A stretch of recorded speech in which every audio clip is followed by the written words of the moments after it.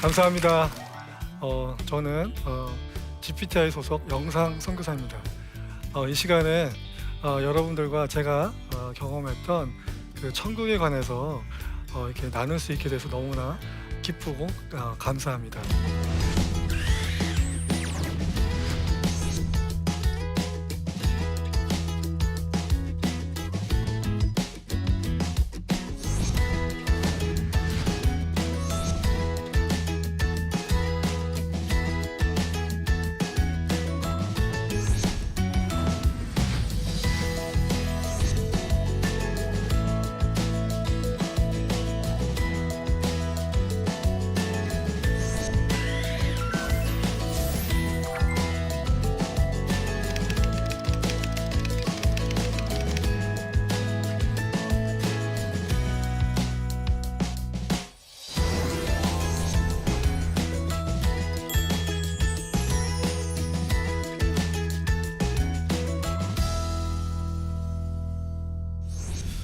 어, 제가 그런 생각을 해봤어요.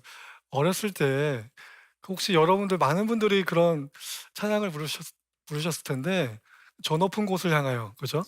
예, 저 높은 곳을 향하여라고 하는 것은 결국에는 우리가 이 땅에서 여러 가지 많은 어려움이 있지만 그런 어려움을 극복하고 천국을 소망하면서 우리가 잘 헤쳐나간다, 이 땅을 헤쳐나간다, 그런 측면에서 저 높은 곳을 향하여라고 하는 곡을 많이 불렀을 텐데 그때 그 노래를 부르면서 느꼈던 천국은 죽은 다음에 가는 그 저 세상, 그죠? 예, 우리가 많은 사람들이 생각할 것 같아요. 예, 천국이라고 하면 일반적으로 죽음 이후에 경험할 수 있는 천국, 그것을 내세, 그거를 많은 분들이 천국이라고 생각할 수 있는데 제가 경험한 천국은 이 땅에서도 경험 가능하다는 거예요. 그러니까 천국이라고 하는 것은 죽음 이후의 내세뿐만 아니라 이 땅에서도 얼마든지 천국은 경험할 수 있다. 저는 그것을 이 시간 여러분들과 함께 나누고자 합니다. 저의 원래 직업은 그 방송 프로듀서예요. 예전에 제가 VJ 특공대라고 하는 프로 아시죠?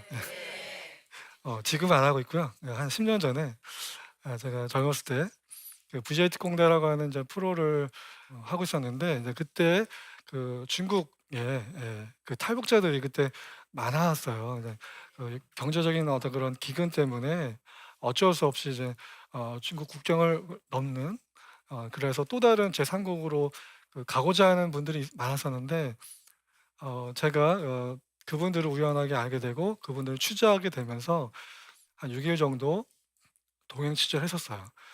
중국 연길에서 내몽고에 이르기까지 5박 6일 동안의 그 탈북자들을 취재하고 그리고 그 와중에 그 취재는 잘 성공했어요. 성공했는데 돌아오는 와중에 공안에 신문을 당하고 그래서 원치 않게 감옥 생활을 제가 하게 됐습니다. 사실 여러분들 감옥 생활 경험하신 분 있나요? 네. 사실 저도 TV에서나 그죠? 영화에서나 소설로 본 감옥이지 사실 제가 이렇게 저도 한 번도 상상해 본 적이 없는 것 같아요. 제가 살면서 여러 가지 많은 경우에 상상과 공상하지만 제가 한 번도 제가 감옥에 간다라고 하는 상상을 해본 적은 없었던 것 같아요. 그런데 어쨌든 제가 제 의지와 상관없이 감옥에 갇히게 되었습니다. 그런데 사실 막막하죠. 그리고 갑자기 이 중에서 똑같은 건 아니지만 갑자기 잘 살다가 갑자기 부도가 나서 갑자기 그렇게 하신 분들 있잖아요. 혹은 잘 지내다가 건강상으로 내가 갑자기 시한부 인생을 받는다거나 그런 식의 큰 충격 같은 거였어요, 저에게는. 그리고 이제 말도 안 통하고 중국 사람들 말도 안 통하고 그리고 또 가장 힘들었던 것은 저의 가족들이 제가 어디 있는지도 모르는 거예요.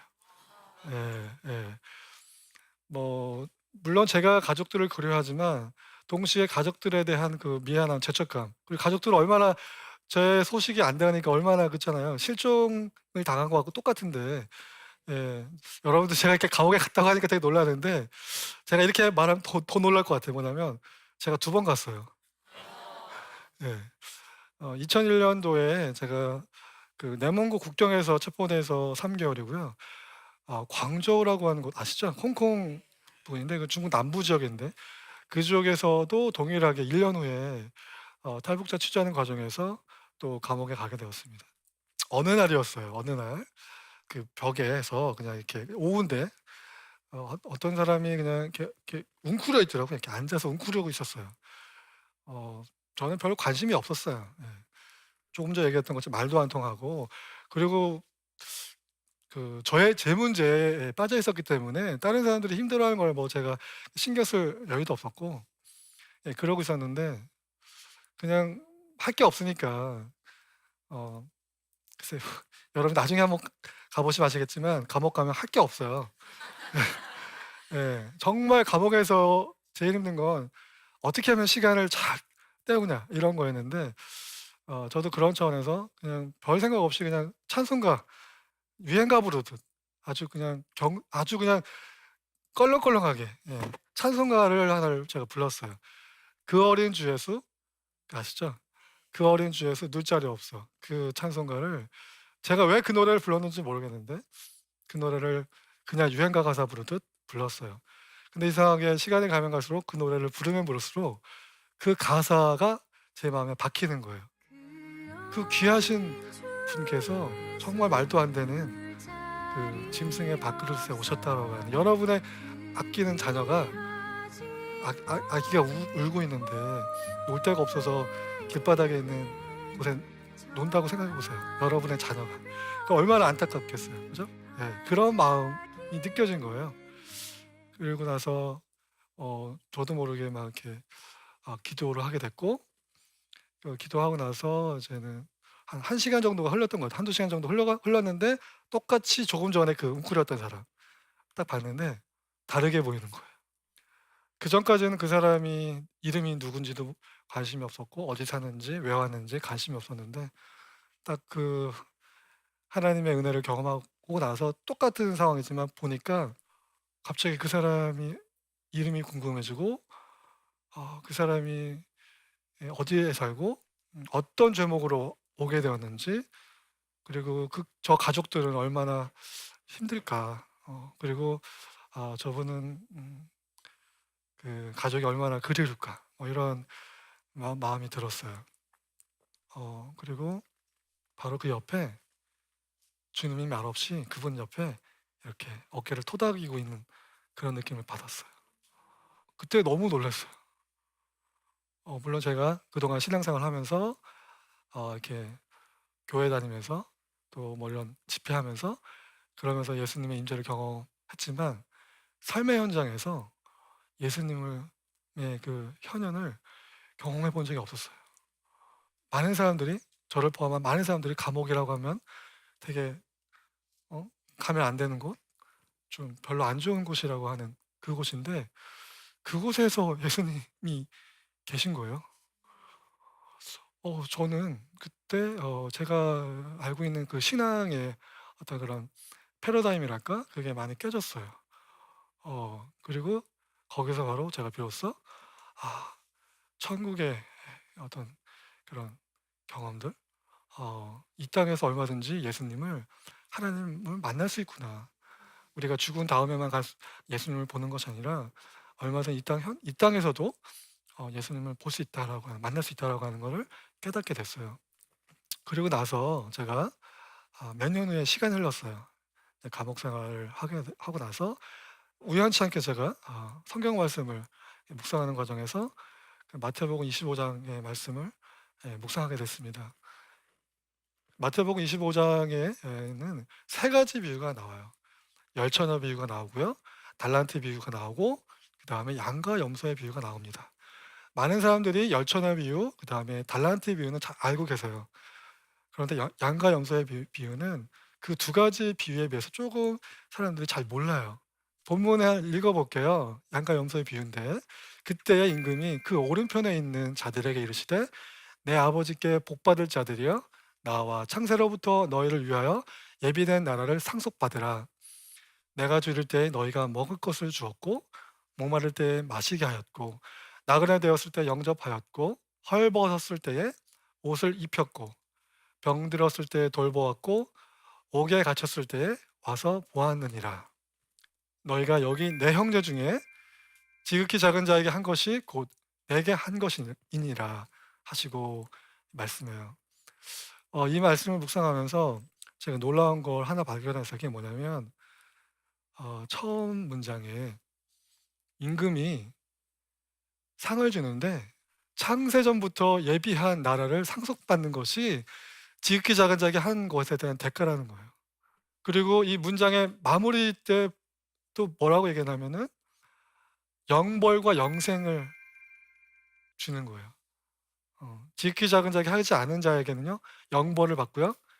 그 지극히 작은 자를 자기처럼 느끼는 사람에게는 영생을 준다는 거예요.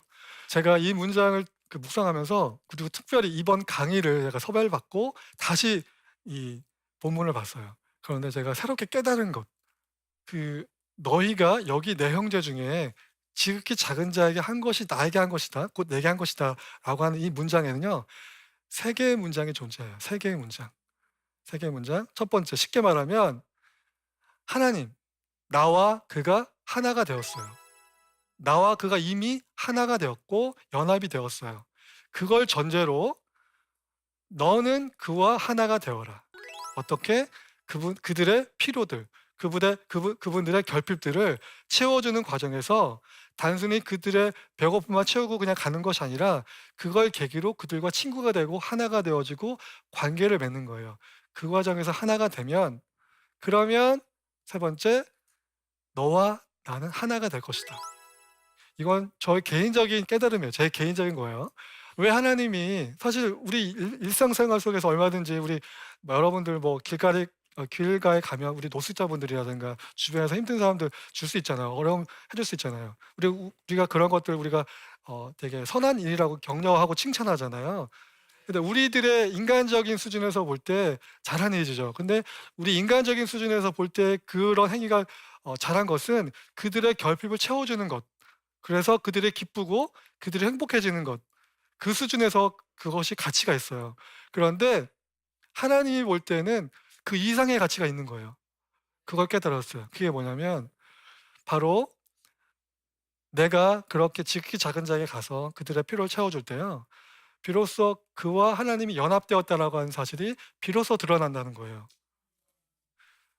동일화예요, 동일화. 이게 뭐냐면 나와 너는 하나인 거예요. 특별히 지금 많은 이제 부모님들 계시는데 자녀분들, 엄연히 자녀분과 여러분은 다른 객체입니다. 하지만 정서적으로, 심리적으로, 정신적으로 하나죠. 아이들은 곧 나예요. 왜요? 그들을 사랑하기 때문에, 자녀를 사랑하기 때문에. 연합이라고 하는 것은 사랑으로 구성이 되는 거예요. 사랑하기 때문에 하나가 되는 거예요. 하나님이 그와 하나가 된 건 뭐냐면 그를 사랑하기 때문에 그와 하나가 된 거예요. 그리고 우리도 그렇게 그들과 하나가 되기 위해서는 사랑의 감정이 있어야 돼요. 자, 그러면 우리 지극히 작은 자가 어떤 자인지 한번 보겠습니다. 자, 지극히 큰 거를 생각해 봐요. 지극히 큰 것은 그냥 너무나 크기 때문에 쉽게 보죠. 내가 보고 싶지 않아도 큰 것은 그냥 보여요. 작은 것은요, 내가 이렇게 봐야지, 이걸 봐야지라고 해야만 보이는 거예요. 그렇지 않나요? 예를 들어서 우리 바닷가에서 조각돌, 그런 거 예쁜 돌들 찾을 때 여러분들 그냥 이렇게 지나갑니까? 유심히 보죠, 바닥을. 그죠? 그리고 마음에 드는 거 있으면은 앉아서 고르죠. 그런 것처럼 우리의 적극적인 행위가 필요해요. 여러분 주변에서 지극히 작은 자를 여러분 그들의 필요를 채워주고 싶어요? 그러면 여러분들이 적극적으로 찾아야 돼요. 근데 동기가 뭐냐면 바로 하나님의 마음. 하나님의 마음이라고 하는 것, 그 마음으로 보지 않으면 안 보여요. 근데 하나님의 마음이라고 하는 렌즈를 끼면 보여요. 두 번째는 우리가 생각할 때 지극히 작은 자 하면은 일반적으로 노숙자라고 생각해요. 노숙자도 지극히 작은 자의 범죄에 속하죠. 장애인 범죄에 속하죠. 그렇지만 그분들만 특정적으로 지극히 작은 자가 아닌 거예요. 그러니까 특정한 부류와 특정한 사람만 지극히 작은 자가 아니라 제가 깨달은 건 우리 모두가 다 지극히 작은 속성이 있어요. 예를 들면 제가 지금 등이 가려워요. 등이 가려운데 제가 잘 못하죠. 저는 못해요, 어려워서. 하지만 뒤에서 누가 긁어주면 쉬워요, 어려워요? 쉽죠. 그렇게 우리의 삶 속에서 우리에게는 그렇게 다른 사람들보다 잘하는 게 있어요. 동시에 다른 사람들이 다 하는데 나만 못하는 게 있어요. 그렇지 않나요? 예. 바로 우리 안에 그렇게 지극히 작은 부분이 있는 거예요. 그럼 내가 그렇게 지극히 작은 부분이 있으면 다른 사람도 있을까 없을까요? 있겠죠. 그러면 우리의 삶 속에서 내가 지극히 작은 자를 찾겠다고 한다면 얼마든지 발견할 수 있는 거예요. 돌아보세요. 한번 내 주변에 한번 생각해 보는 거예요. 이렇게 눈 감고 생각해 보는 거예요. 지금 이 순간 한번 생각해 보세요. 눈 감고 생각해 보세요. 어 그 지극히 작은 자의 특징이 뭐냐면 자신의 문제인데 자기 스스로 해결할 수 없는 것, 해결할 수 없는 사람이에요. 지금 여러분 주변에서 어떤 문제가 있는데 그 문제를 스스로 해결할 수 없는 사람 한번 생각해 보세요. 떠올려 보세요.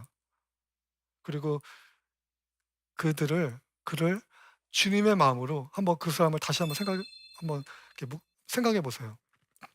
그리고 그분에 관한 긍휼의 마음과 그분들에 관한 어떤 돕고자 하는 마음이 생긴다? 그러면 여러분이 기도하세요. 하나님, 제 마음속에 한 사람이 떠올랐습니다. 그런데 제가 그를 어떻게 도울지 모르겠습니다. 하나님 지혜 주세요. 그가 무엇이 결핍됐는지 난 잘 모릅니다. 하나님, 주님이 알게 해 주세요. 그리고 그의 결핍을 내가 채워주기 원합니다. 하나님, 내가 그의 결핍을 채워주는 과정을 통해서 그가 힘들어하는 얼굴에 항상 우울했던 그 표정이 밝아지고 그의 고민이 해결이 되어지고 그래서 그가 예수님을 예수님이 날 사랑한다라고 하는 사실을 알게 해 주세요. 라고 기도하고 그렇게 한번 여러분 주변에서 그런 사람들을 한번 찾아봤으면 좋겠어요. 예. 그래서 제가 이 말씀을 통해서 깨달은 말씀을 이렇게 보면서 다시 한번 제가 제 인생 그러니까 제가 그 감옥에 가게 됐고 또 탈북자들을 만났을 때를 생각해 봤어요. 그렇게 해 보니까 이게 그냥 제가 우연하게 인생 살면서 우연하게 된 것이 아니구나. 하나님이 제 인생 가운데 계획된 사건이었구나. 내가 물론 원하지 않았던 사건이에요. 예. 원하지 않았던 사건이지만 그런 경험들이었지만 그것은 하나님의 예비하심 속에 있었구나라고 하는 걸 느꼈고요. 그리고 그렇기 때문에 사실 특별히 탈북자들 탈북민들 제가 그 짧은 기간이었죠. 예. 한 5박 6일 동안의 동행을 하면서 아직도 시간이 흐르면서 또 이제 기억에 나는 한 친구가 있는데 지금 그때 당시에는 한 14 살, 15 살이었던 친구인데 지금은 이제 한 30이 됐을 텐데 그 친구가 이렇게 아주 맛있는 식사를 하고 있었어요. 맛있는 그러니까 제가 볼 때는 너무나 맛있는 그런 다양한 종류의 식사가 나왔는데 그것들을 충분히 즐기지 못하더라고요. 근데 저는 몰랐어요. 왜 이렇게 맛있는 거를 왜 이렇게 그냥 대충 먹는 거예요, 그냥 대충. 맛을 못 느끼면서. 그런데 나중에 깨달았어요. 이 친구들은 지금 생사의 기로에 있는 사람이기 때문에 그게 맛을 느낄 수가 없어요. 심리적인 여유가 없었던 거예요. 저는 그걸 몰랐어요. 그분들 다 체포돼서 북으로 송환됐거든요. 그래서 그분들 계시는 동안 정말 좀 더 그분들에게 '내가 할 수 있는 최선의 것들로 잘 해 드렸어야 된다.'라고 하는 후회가 들긴 하는데 그런 경험 때문에 제가 어 요즘에 유심히 이렇게 둘러봅니다, 제 주변에.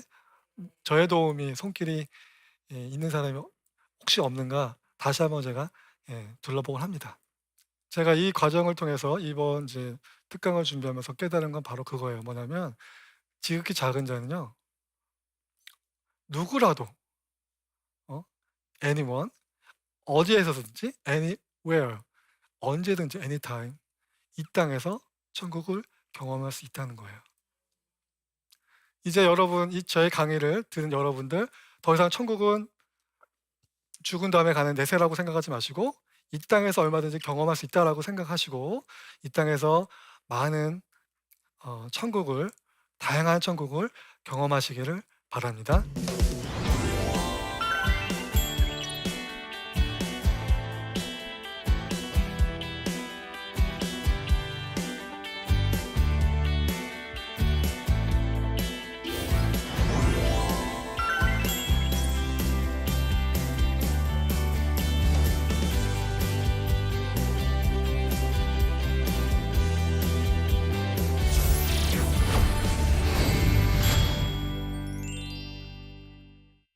어 지금까지 제 강의를 듣고 그 질문이 있어서 한번 Q&A를 한번 보겠습니다. 탈북민들에 관한 영화와 다큐멘터리를 제작하면서 탈북민들에 대한 가장 가슴 아프게 느꼈던 점은 무엇인가요? 제가 그 일행 중에 이미 한국 국적을 취득한 탈북자 중에서 한 2-3년 전에 한국 국적을 취득한 한국 사람이 있었어요. 한 남자분이 있었고 그리고 그 여행 중에는 바로 그 가족들이 있었어요. 예. 그러니까 저희가 동행한 이제 일행 중에 한 12 명은 이제 12 분은 탈북민들이었고 나머지 4분 중에서 한 분은 가이드, 전체 총 가이드, 한 분은 통역, 한 분은 한 분은 한국 국적을 취득한 가족인데 이제 가족을 데려오려고 하는 분. 그렇게 같이 동행했는데 그때는 제가 그분에 대해서 잘 몰랐어요. 그런데 이제 그분하고 이제는 같이 이제 감옥 생활을 하게 되고 나중에 이제 돌아와서 이제 시간이 흐른 다음에 한번 만났어요. 만나면서 저녁을 이렇게 먹으면서 얘기하는 중에 그 얘기를 하는 거예요. 그러면서 그 가족의 그 그리움에 대해서 그러면서 그분이 하는 말이 뭐냐면 성공에 대해서 얘기하는데 돈 많이 벌고 뭐 하고 성공이 아니라 가족과 함께 있으면 성공이라. 그렇다면 저는 그분의 입장에서 보면 저는 성공한 사람이었더라고요. 예.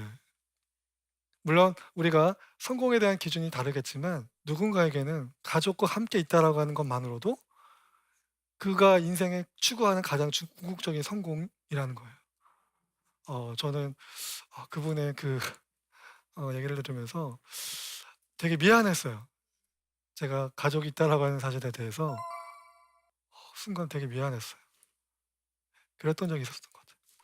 탈북민들이 이 땅에 와서 가장 힘들어하는 점은 무엇이고 우리가 그들을 어떻게 대하는 게 좋을지 조언해 주세요. 어 맛을 느끼기 위한 식사가 아니라 그냥 생존을 위한 식사인 것처럼 그러니까 물론 저는 탈북민들에 대한 아픔도 있지만 우리 이 땅에요. 제 아이가 만약에 유괴를 당해서 소식을 모른다고 해 봐요. 그러면 그 아이가 돌아올 때까지 제가 편하겠냐고요. 예. 그래서 저는 그런 분들 글쎄요. 제가 조언을 해줄 수 없어요. 저는 그냥 그들과 함께 울어 줄 뿐이에요. 제가 뭐 말로 그들을 위로할 수 없고요. 그냥 그분 옆에서 그냥 함께 그냥 울어 주는 것밖에 할 게 없다라고 저는 생각이 들어요. 이렇게 벌써 강의가 다 끝났는데요.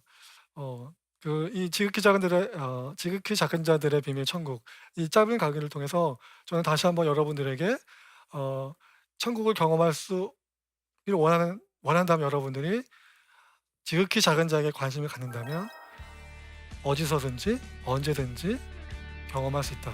그 사실을 꼭 말씀해 드리고 싶어요. 네, 지금까지 제 강의를 들어줘서 감사합니다.